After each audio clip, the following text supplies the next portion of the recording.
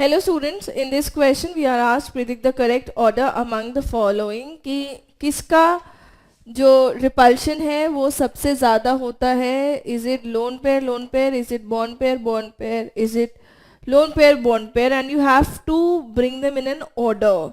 तो let's see, अगर कोई ए एटम है उसके पास में लोन पेयर्स है.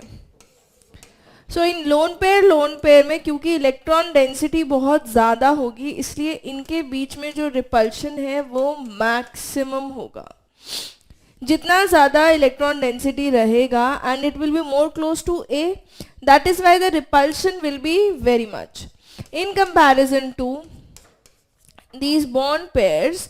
बॉन्ड पेयर और लोन पेयर में कंपैरेटिवली जो बॉन्ड है वो क्योंकि शेयर्ड एटम की तरफ भी है इसलिए इतनी इलेक्ट्रॉन डेंसिटी बॉन्ड पेयर में नहीं होती in comparison to the lone pair. Therefore the repulsion is there but it is less than the repulsion between the lone pair and lone pair.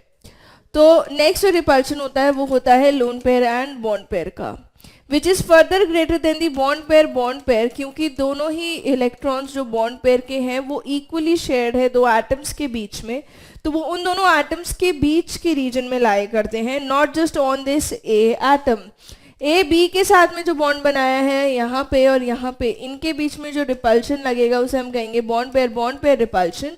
और ये रिपल्शन लेस होगा क्योंकि इन दोनों की जो इलेक्ट्रॉन डेंसिटी है वो एक ज़्यादा एरिया में फैली हुई है. और लोन पेयर में ज़्यादा रिपल्शन होगा क्योंकि वो सिर्फ ए के पास में है और वो कम रीजन पे है. Therefore this is the order of lone pair bond pair.